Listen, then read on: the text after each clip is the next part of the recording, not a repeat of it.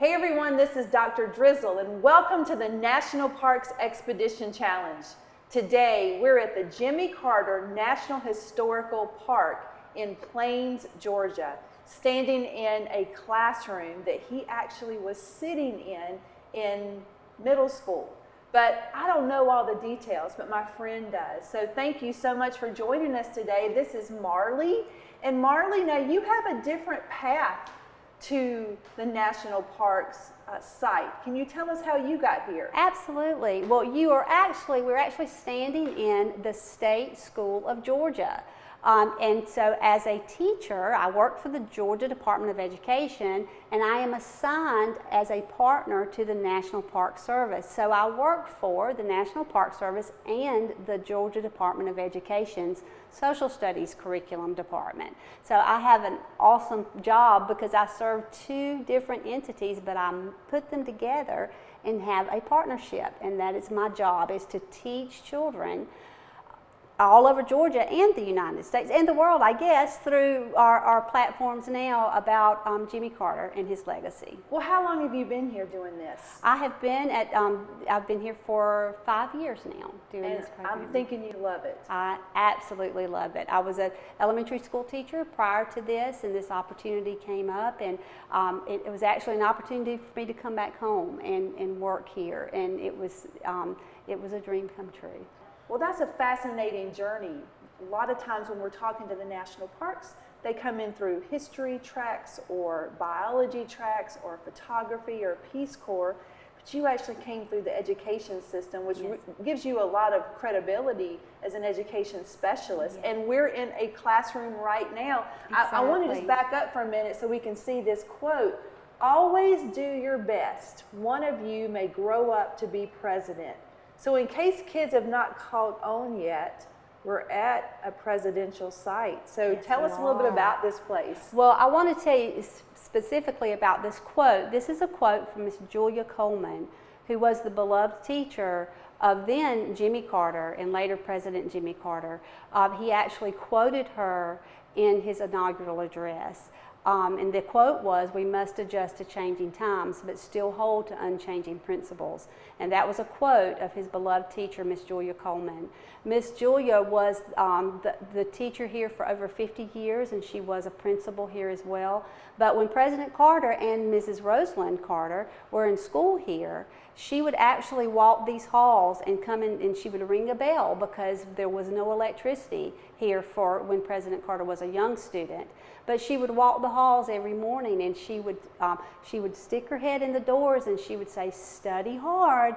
You never know. One of you may be president one day." Amazing. So just talking about the teacher in this place, this is a school. This is the state school, right? It is, and it was Plains High School, and the children, and it was called Plains High School, but it was actually a school for, at the time when President Carter went to school here, it was 1st through 11th grade. They did not have preschool, they did not have kindergarten, and at that time they did not have 12th grade. Children only went to school 11 years. So President Carter actually graduated from the 11th grade before going to college after that. So he grew up in this school, as did most of the children in Plains. Now at the time that Jimmy Carter was in school here, it was a segregated school, and they had a school for the African American children on the other side of town.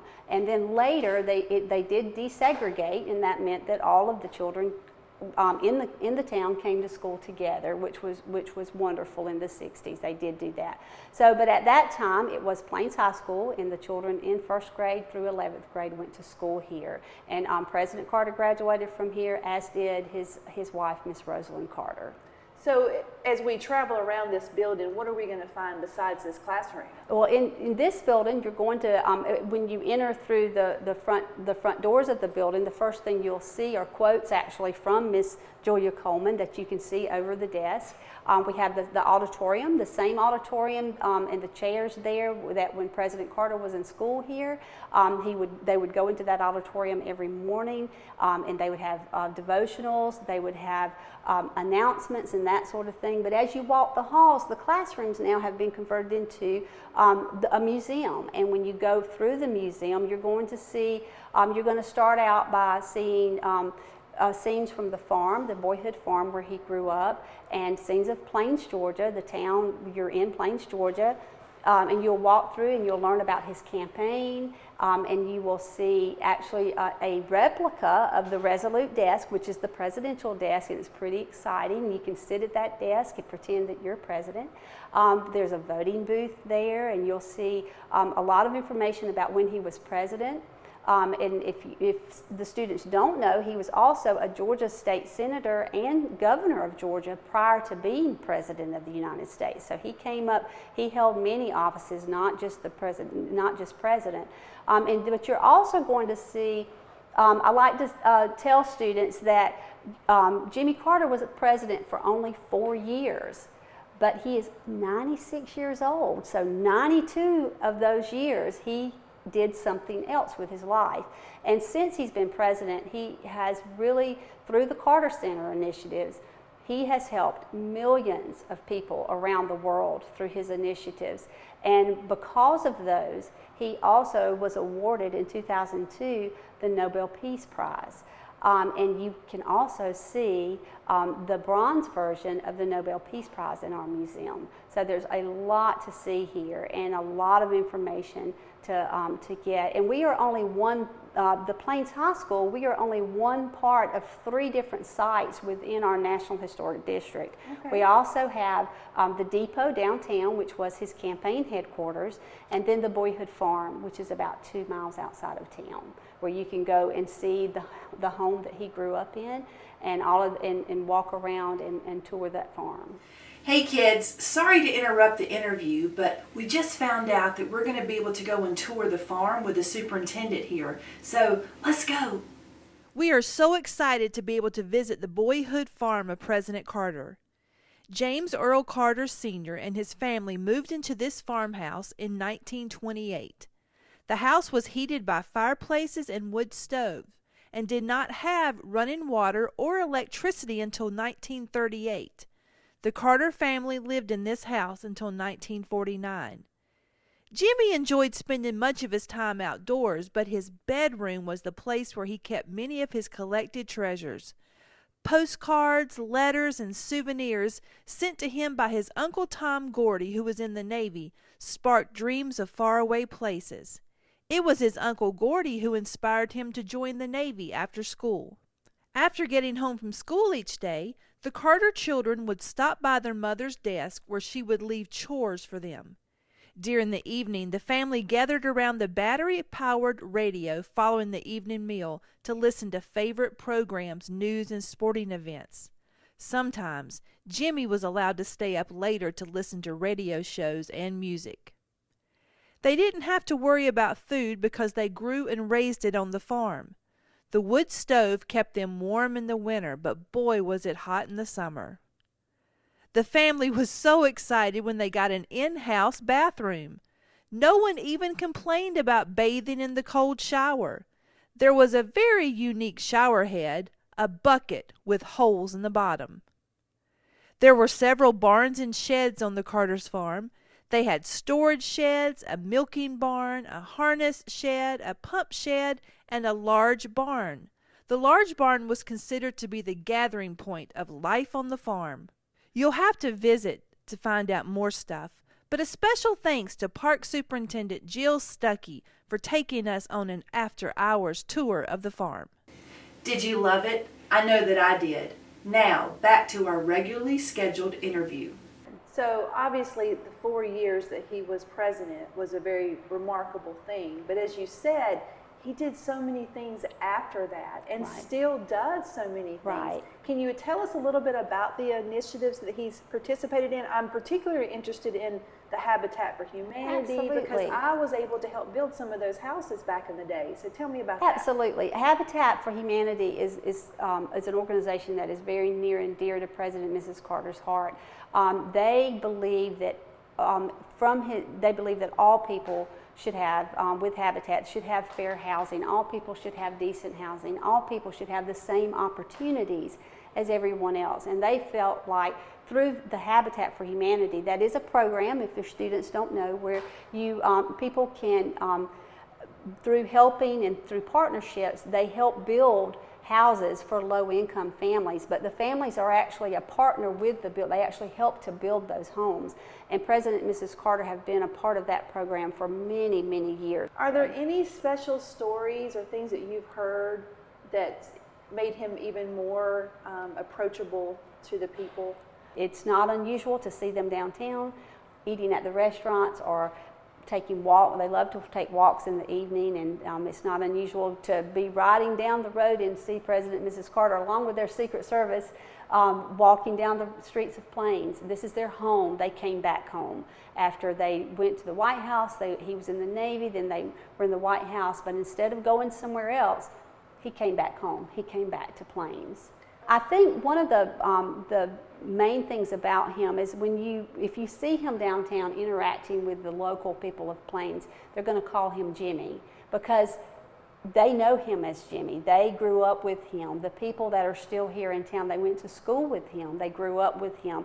Their children played together. So they don't really, the unique thing is the people of Plains don't see him as a president. They forget, they joke around with him, and a lot of times they forget the Secret Service are there, and that's what makes it so unique and so special, is because he goes to church here.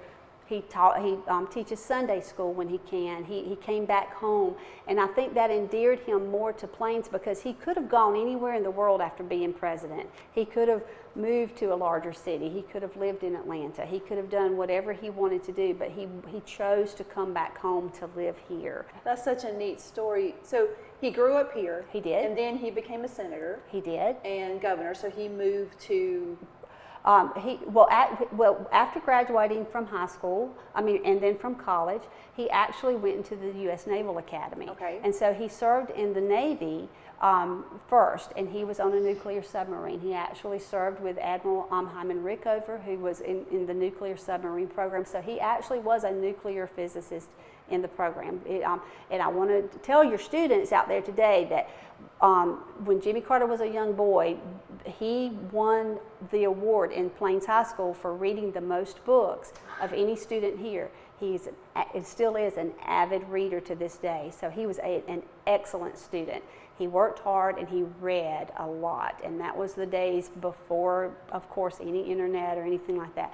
So he was very inquisitive and he read a lot. But his uncle, Tom Gordy, who was his mother's brother, was in the Navy, and so he was Jimmy Carter's pen pal when he was a little boy, and he would send him postcards and letters about his travels all over the world. So that inspired Jimmy Carter to go into the Navy. He actually didn't think about being president when he was a little boy. He thought he wanted to be in the Navy. So he did go into the Navy, and his intent was to stay in the Navy. He and Rosalind Carter were married.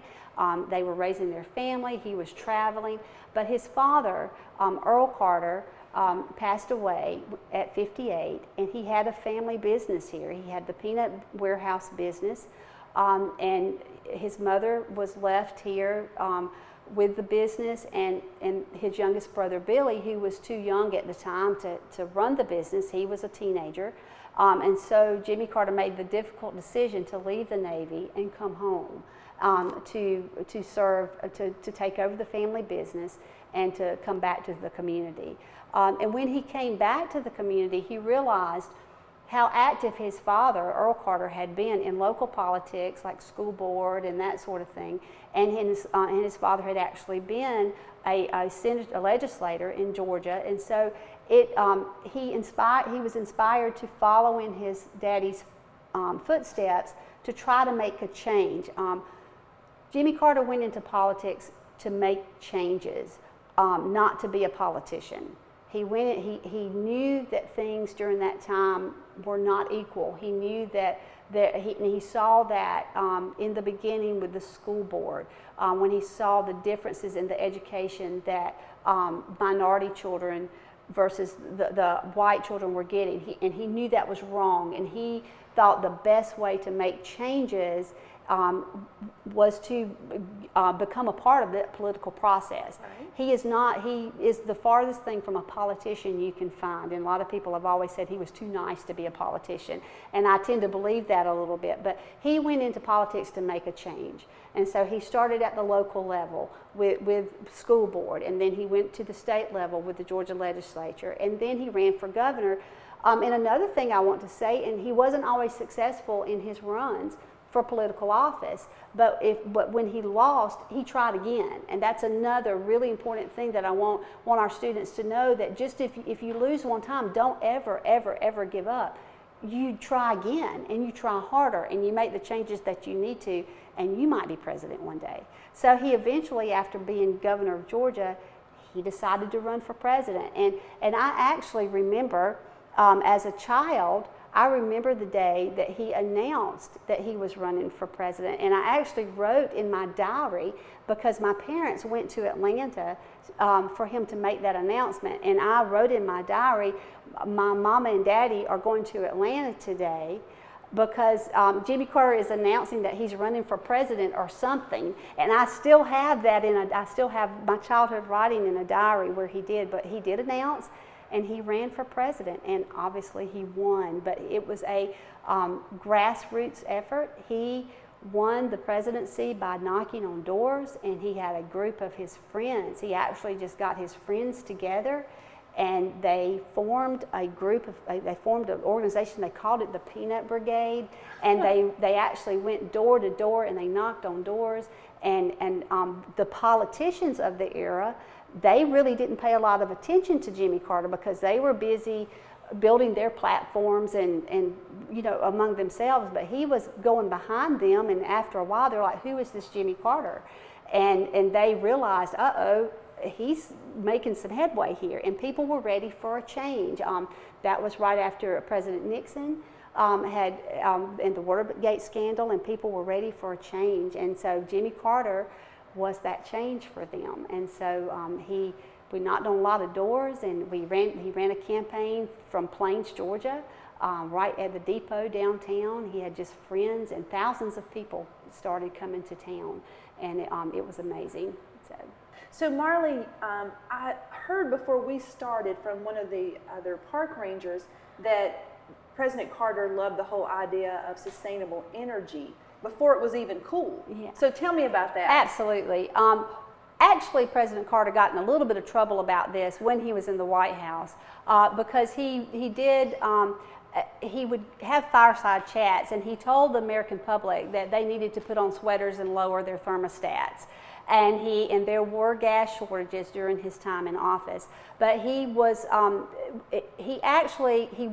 not a president that just said you should do this and you should do this, and then they lived in the White House nice and comfortable. He practiced what he preached. He actually had solar panels put on the White House when he was president. Before that was cool at all. They were later removed by another president. We won't get into that, but they were later removed. But he did have solar panels put on the White House. Even when Jimmy Carter, a little boy on the farm, he learned about sustainable energy from his father, Earl Carter. Earl Carter had a windmill built on the property, and he was an advocate of everything should be used on the farm and reused, and there was no waste. And so he was actually one of the first learning how to use everything, like when they grew corn on the farm. President Jimmy Carter grew up thinking that when you grew corn, you used the husk to make brooms and to make mops, and you used not only for food for animals and people, but you used every part of that corn plant, and that's a part of sustainable energy. For children, you don't waste anything. The President Carter, with the Department of Energy, when he was president, he had the wind energy initiatives and the Alaskan land deal, where he developed for the national parks. He tripled the size of the national parks by protecting the land so that we could have environmental friendly land for us to enjoy now. President Carter was responsible for that. So he was very much an advocate of the environment, and still is to this day. Some of his favorite activities He loves to fly fish. He is an avid arrowhead hunter. He is a bird watcher. He loves outdoor sports, and he loves the environment. And he still, to this day, advocates for sustainable energy. And one of the things he did on his property, just about half a mile from here, we have a solar farm that powers Plains, Georgia, and that solar farm is built on President Carter's property, some property that he donated for the solar farm. It used to be a peanut farm, and so now it has solar panels on it. So he puts into practice what he has always believed. That is one thing about President Carter, I think, that endears him to everybody and to us, is that he doesn't just tell you to do something. He's done it too. He does it with you. He doesn't tell you to do it. So this gives me a great idea for our STEM challenge. We're going to marry the idea of President Carter's passion for people, his compassion for people, and his desire to walk his talk. So I want you to create a tiny house model. Now think about what President Carter and his wife have done with Habitat for Humanity. Think about what Marley has talked about with solar panels. And I want you to brainstorm and sketch a tiny house of about 140 square feet or less that you could build, and then present that to a builder in your community that could be donated to a family in need, a veteran, a homeless person. But here's the catch. I want you to power it with sustainable energy. So you can think about windmills, you can think about solar energy, you can use water power. And here's the part that I'm not sure of yet, but I think if you come up with some really great designs, Marley here will look at some of those and share those with the National Park System. And wouldn't it be cool if President Carter put his eyes on it too? Because we could make that he's 96 years old and still trying to make a difference in this world, and is making a difference in this world. And I'm going to let you in on a little secret. This is the first time ever we've had anything like this happen. But Marley is an educational person. She's a teacher, but she's been having a really hard time during this whole virtual field trip, because instead of President Carter, she's wanted to call him Uncle Jimmy. He is my uncle. Yeah, so this is President Carter's niece, yes, Marley. Yes. And she grew up with Amy, the daughter. I did. Yeah. Amy's a little bit younger than I am, not by much, but a little bit. She's 5 years younger than I am. But my daddy was Jimmy Carter's youngest brother, Billy, who was, when I was speaking earlier of the young man who wasn't old enough to take over the family business when Jimmy Carter had to come home from the Navy. That was my daddy.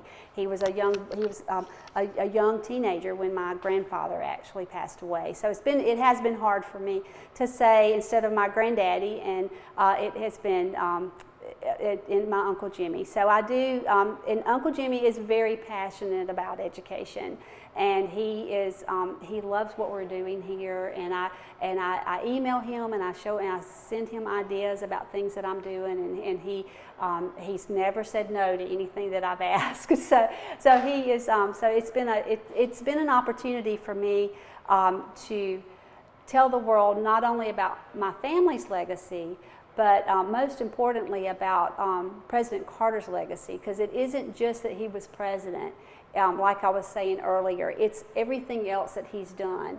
And his ideals were shaped not only by his teachers, but most importantly by his parents, my grandparents, Earl and Lillian Carter. They were advocates for human rights. They were compassionate people. My grandmother was a nurse, and she has a story of her own. She went to India in the Peace Corps, and so we grew up as a family having the people surrounding us as a family that showed us the way and challenged us every day to do the right thing and to have compassion for other people, most importantly of all, and to never, ever, ever think that because of your station in life that you're different from anyone else, that everybody deserves a chance. And that's how I grew up. And that's how Uncle Jimmy grew up. And so I, as his niece, I'm able to use his example and everything he's done, as well as the rest of my family who are also passionate about this. What a great family story. So we came here today wanting to learn more about President Carter and this whole National Historical Park. And then we found out that Marley's passion has sort of intersected her purpose, just like what we do every day. So Marley, thank you so much. Absolutely. It Yes. was great. It was great to be able to shake your hand when you walked in the door, and I loved it. What a So, beautiful story. If you Yes. had one piece of advice for our students, what would it be? to never, ever give up. If it doesn't go right the first time, try again, and then try again. And you might be president one day, and you might change the world. Always do your best. One of you may grow up to be president. And read. I know Read. that's two things. Read. Read a book. Read. Thank So- you so much for having Thank us here you. today. It's Thank beautiful. you. It's been my pleasure. Thank you for coming.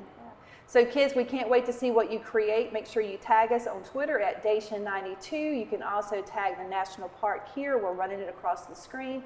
And don't forget hashtag #NatParkChallenge. So thanks so much for joining us today, kids, here at the Jimmy Carter National Historical Park in Plains, Georgia. This is Dr. Drizzle and Marley out.